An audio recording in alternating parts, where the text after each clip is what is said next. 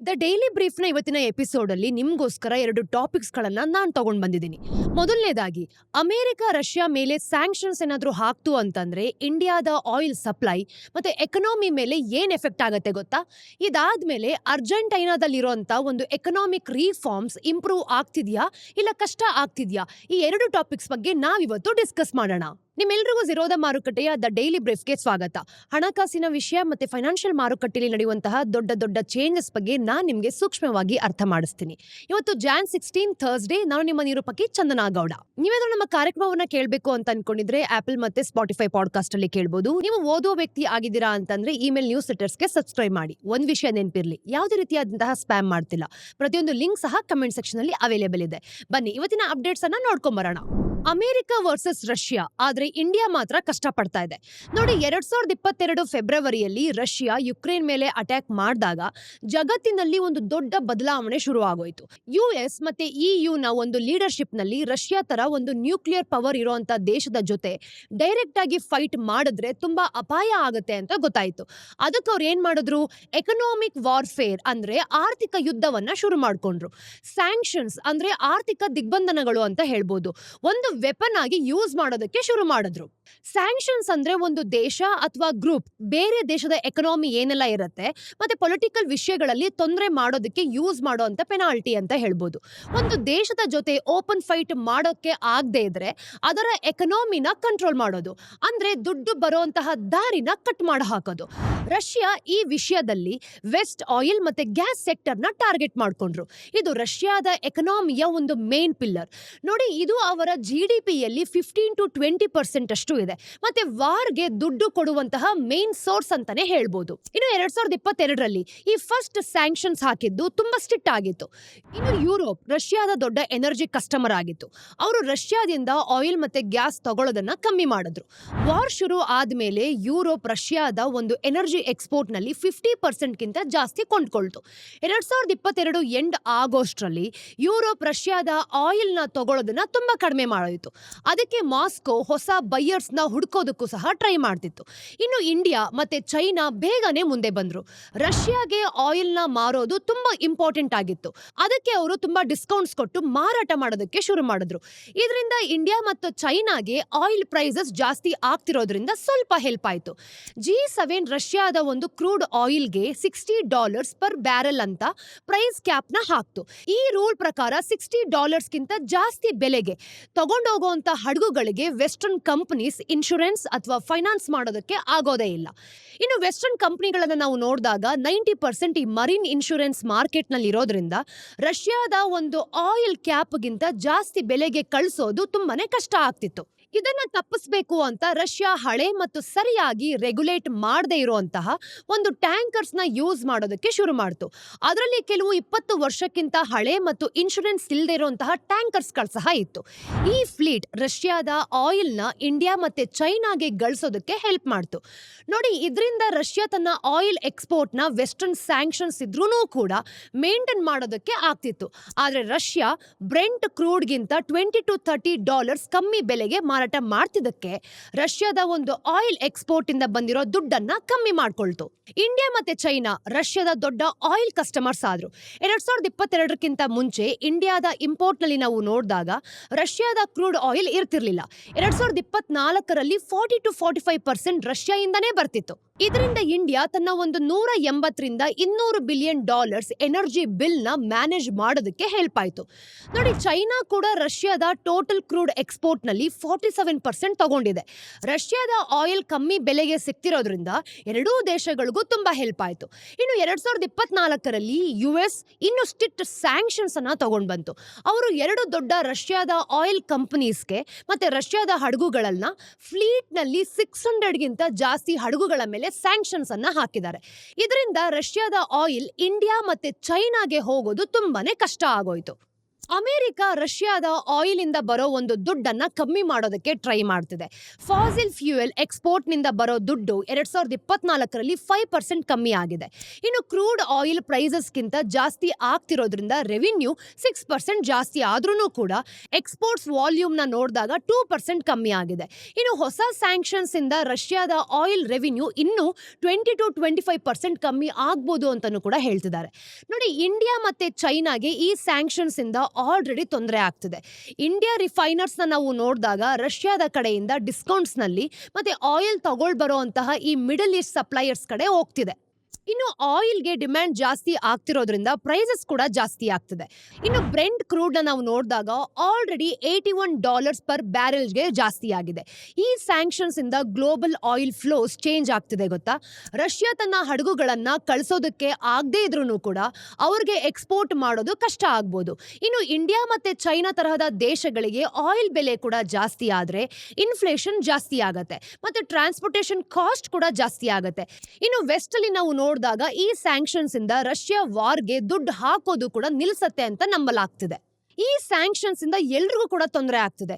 Russia ಹೇಗೆ adjust ಆಗತ್ತೆ ಮತ್ತೆ US ಈ ಒಂದು ಸ್ಟ್ರಾಟಜಿಗೆ ರಷ್ಯಾ ದುಡ್ಡು ಮಾಡದೇ ಇರೋ ರೀತಿ ದಾರಿನ ಯಾವ ರೀತಿ ಕಟ್ ಮಾಡುತ್ತೆ ಅನ್ನೋದನ್ನ ನಾವು ಕಾದು ನೋಡ್ಬೇಕಾಗತ್ತೆ. ಈಗ ಮುಂದಿನ ಸ್ಟೋರಿಯಲ್ಲಿ ನಾವೇನ್ ತಿಳ್ಕೊಳ್ತೀವಿ ಗೊತ್ತಾ, ಅರ್ಜೆಂಟೀನಾ ಮತ್ತೆ ವಾಪಸ್ ಬರ್ತಿದ್ಯಾ.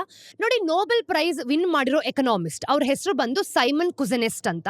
ಅವ್ರು ಏನ್ ಹೇಳಿದ್ದಾರೆ ಅಂತಂದ್ರೆ, ಜಗತ್ತಿನಲ್ಲಿ 4 ತರಹದ ಎಕನಾಮಿ ಇದೆ: ಡೆವಲಪ್ಡ್, ಅಂಡರ್ ಡೆವಲಪ್ಡ್, ಜಪಾನ್ ಮತ್ತೆ ಅರ್ಜೆಂಟೀನಾ. ಜಪಾನ್ ಬಗ್ಗೆ ಇನ್ನೊಂದು ದಿನ ಮಾತಾಡೋಣ, ಇವತ್ತು ಅರ್ಜೆಂಟೀನಾ ಬಗ್ಗೆ ಮಾತಾಡೋಣ, ಆಯ್ತಾ. ಈ ದೇಶ ಒಂದು ಕಾಲದಲ್ಲಿ ಜಗತ್ನಲ್ಲಿ ಶ್ರೀಮಂತ ದೇಶವಾಗಿತ್ತು. ಈಗ ಝೇವಿಯರ್ ಮಿಲೆ ಅನ್ನೋ ಒಂದು ಪ್ರೆಸಿಡೆಂಟ್ನ ಹೊಸ ಪಾಲಿಸೀಸ್ ಇಂದ ತುಂಬಾನೇ ಚೇಂಜ್ ಆಗಿದೆ. ಮಿಲೆ ಅವ್ರನ್ನ ಪಾಲಿಸೀಸ್ನ ನೋಡಿದ್ವಿ ಅಂತಂದ್ರೆ ಅರ್ಜೆಂಟೀನಾ ಇಂದ ಬೇರೆ ಕಡೆ ತುಂಬಾನೇ ಚೇಂಜಸ್ ಮಾಡ್ತಿದೆ. ಅದಕ್ಕೆ ಅರ್ಜೆಂಟೀನಾದ ಬಗ್ಗೆ ತಿಳ್ಕೊಳ್ಳೋದು ತುಂಬಾನೇ ಇಂಪಾರ್ಟೆಂಟ್.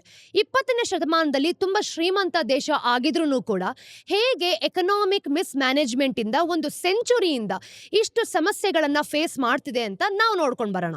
ಅರ್ಜೆಂಟೀನಾದ ವೈರುಧ್ಯ ಅಂದ್ರೆ ಒಂದು ಸೆಂಚುರಿಯಿಂದ ಯಾವ ರೀತಿ ಡಿಕ್ಲೇನ್ ಆಗಿದೆ ಅನ್ನೋದು ನಮ್ಗಿಲ್ಲಿ ಗೊತ್ತಾಗತ್ತೆ. ನೋಡಿ, 1900 ಶುರುವಿನಲ್ಲಿ ಅರ್ಜೆಂಟೀನಾ ತುಂಬಾ ಚೆನ್ನಾಗಿತ್ತು. ಅಲ್ಲಿ ತುಂಬಾ ಕೃಷಿ ಮಾಡ್ತಿದ್ರು ಮತ್ತೆ ಬೀಫ್, ವೀಟ್ ನ ಎಕ್ಸ್ಪೋರ್ಟ್ ಮಾಡ್ತಿದ್ರು. ಸಿಟೀಸ್ ಕೂಡ ತುಂಬಾ ಮಾಡರ್ನ್ ಆಗಿತ್ತು. ಫಾರಿನ್ ಇನ್ವೆಸ್ಟ್ಮೆಂಟ್ ಕೂಡ ಜಾಸ್ತಿ ಆಗಿತ್ತು. ಮತ್ತೆ ಟ್ರೇಡ್ ಅಲ್ಲಿ ನಾವು ನೋಡ್ತಿದೀವಿ ಅಂತಂದ್ರೆ GDPಯಲ್ಲಿ 80% ಇತ್ತು. ಆಗ ಅರ್ಜೆಂಟೀನಾ ಫ್ರಾನ್ಸ್ ಮತ್ತೆ ಜರ್ಮನಿ ತರದ ದೇಶಗಳಿಗೆ ಕಾಂಪಿಟೇಷನ್ ಕೂಡ ಕೊಡ್ತಿತ್ತು.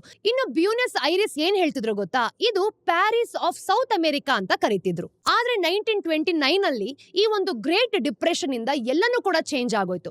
ಅಗ್ರಿಕಲ್ಚರ್ ಎಕ್ಸ್ಪೋರ್ಟ್ಸ್ ಗೆ ಡಿಮ್ಯಾಂಡ್ ಕಮ್ಮಿ ಆಯಿತು ಮತ್ತೆ ಅರ್ಜೆಂಟೀನಾ ಫಾರಿನ್ ಟ್ರೇಡ್ ಮೇಲೆ ಡಿಪೆಂಡ್ ಆಗೋದಕ್ಕೂ ಕೂಡ ರೆಡಿ ಆಗಿರ್ಲಿಲ್ಲ.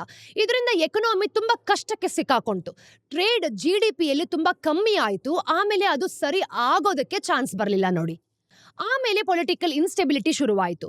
ಮಿಲಿಟರಿ ಕೂಪ್ಸ್, ಪಾಪ್ಯುಲಿಸ್ಟ್ ಗವರ್ನಮೆಂಟ್ಸ್ ಮತ್ತೆ ಐಡಿಯಾಲಜಿಕಲ್ ಫ್ಲಿಪ್ ಫ್ಲಾಪ್ಸ್ ಇದೆಲ್ಲನೂ ಕೂಡ ಶುರುವಾಗಿದ್ರಿಂದ ಒಂದೊಂದು ಸರ್ಕಾರಕ್ಕೂ ಸಹ ಒಂದೊಂದ್ಸತಿ ಪಾಲಿಸೀಸ್ ತಗೊಂಡ್ ಬರೋದಕ್ಕಾಯ್ತು. ಇನ್ನು ಫಾರಿನ್ ಇನ್ವೆಸ್ಟರ್ಸ್ ನಾವು ನೋಡಿದಾಗ ಎಲ್ಲರೂ ಕೂಡ ಹೆದರ್ಕೊಂಡು ವಾಪಸ್ ಓಡೋ ಹಾಗೆ ಮಾಡಿದ್ರು. ಇನ್ನು ಅರ್ಜೆಂಟೀನಾದಲ್ಲಿ 11 ದಿನಗಳಲ್ಲಿ 5 ಜನ ಪ್ರೆಸಿಡೆಂಟ್ಸ್ ಇದ್ರು ಅಂತಂದ್ರೆ ಪರಿಸ್ಥಿತಿ ಎಷ್ಟು ಕೆಟ್ಟದಾಗಿತ್ತು ಅಂತ ನೀವೇ ಇಮ್ಯಾಜಿನ್ ಮಾಡ್ಕೊಳ್ಳಿ. ಇನ್ನು ಜನ ಕಷ್ಟಪಡ್ತಿದ್ದಾರೆ ಅಂತ ತುಂಬಾ ಗವರ್ನಮೆಂಟ್ ಸಬ್ಸಿಡೀಸ್ಗಳನ್ನ, ವೆಲ್ಫೇರ್ಗಳನ್ನ ಮತ್ತೆ ಪಬ್ಲಿಕ್ ಸೆಕ್ಟರ್ಗಳನ್ನ ಮತ್ತೆ ಜಾಬ್ಸ್ಗಳಿಗೆ ದುಡ್ಡು ಖರ್ಚು ಮಾಡೋದಕ್ಕೆ ಶುರು ಮಾಡಿದ್ರು. ಇದರಿಂದ ಇನ್ಫ್ಲೇಷನ್ ಜಾಸ್ತಿ ಆಯಿತು. ಗವರ್ನಮೆಂಟ್ ದುಡ್ಡು ಪ್ರಿಂಟ್ ಮಾಡ್ತಾ ಇರೋದ್ರಿಂದ ಬೆಲೆಗಳು ಕೂಡ ಜಾಸ್ತಿ ಆಯಿತು.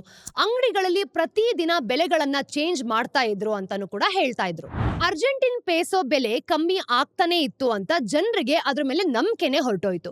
ಟೈಮ್ ಆಗ್ತಾ ಆಗ್ತಾ ಈ ಒಂದು ಅನ್ಅಫಿಷಿಯಲ್ ಕರೆನ್ಸಿ ಮಾರ್ಕೆಟ್ಸ್ ಕೂಡ ಜಾಸ್ತಿ ಆಗೋಯ್ತು. ಅಲ್ಲಿ ಗವರ್ನಮೆಂಟ್ ಕಂಟ್ರೋಲ್ ಮಾಡೋ ರೇಟ್ಗಿಂತ ರಿಯಲಿಸ್ಟಿಕ್ ಎಕ್ಸ್ಚೇಂಜ್ ರೇಟ್ ಸಿಕ್ತಿತ್ತು. ಇದನ್ನೆಲ್ಲ ನೋಡಿದಾಗ ಸರ್ಕಾರ ದುಡ್ಡು ಮ್ಯಾನೇಜ್ ಮಾಡೋದಕ್ಕೆ ಆಗ್ಲೇ ಇಲ್ಲ. ಆಮೇಲೆ ಏನಾಯ್ತು, ಜನರಿಗೆ ನಂಬಿಕೆ ಹೊರಟೋಯ್ತು. ಇಂಟರ್ನ್ಯಾಷನಲ್ ಮಾರ್ಕೆಟ್ ಸಹ ಅರ್ಜೆಂಟೀನಾ ಮೇಲೆ ನಂಬಿಕೆನ ಕಳ್ಕೊಳ್ತು.